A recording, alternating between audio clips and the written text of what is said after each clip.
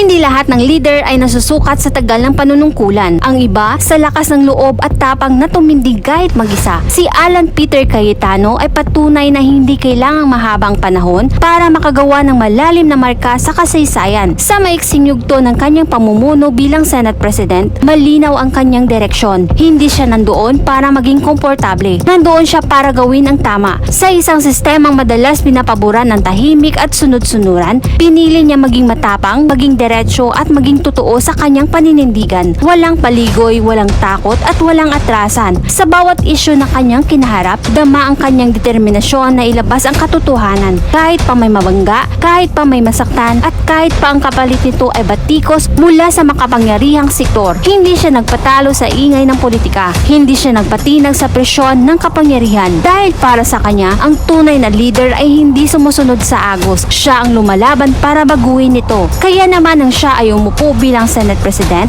maraming Pilipino ang nakaramdam ng pag-asa. Nakita nila ang isang leader na hindi lang mahusay magsalita, kundi may lakas ng loob na panindigan ang kanyang mga salita. Isang leader na hindi nagtatago sa likod ng posisyon, kundi ginagamit ito para ipaglaban ang katotohanan at kapakanan ng bayan. Kahit maikli ang kanyang panunungkulan, hindi ito naging hadlang para maramdaman ng taong bayan ang kanyang tapat na serbisyo. Sa bawat desisyon, sa bawat pahayag at sa bawat laban ng kanyang pinasok, malinaw ang mensahe. Ang liderato ay hindi tungkol sa kapangyarihan, kundi sa pananagutan. Pinalitan man nila si Alan Peter Cayetano, hindi nito mapipigilan ang isang bagay na mas makapangyarihan sa anumang posisyon, ang katotohanan. Dahil ang katotohanan, hindi tinatakpan habang buhay. Ito'y lumalabas sa tamang panahon, sa tamang pagkakataon, at sa harap ng taong bayan na matagal nang naghihintay. Sa huli, ang pangalan ni Alan Peter Cayetano ay hindi basta lilipas sa tala ng Senado. Mananatili itong paalala na may mga leader na kahit saglit lang ang pagkakataon, nag-iiwan ng pangmatagalang inspirasyon, na ang tunay na sukatan na leader ay hindi kung gaano siya katagal sa pwesto, kundi kung gaano siya katapang na ipaglaban ang tama,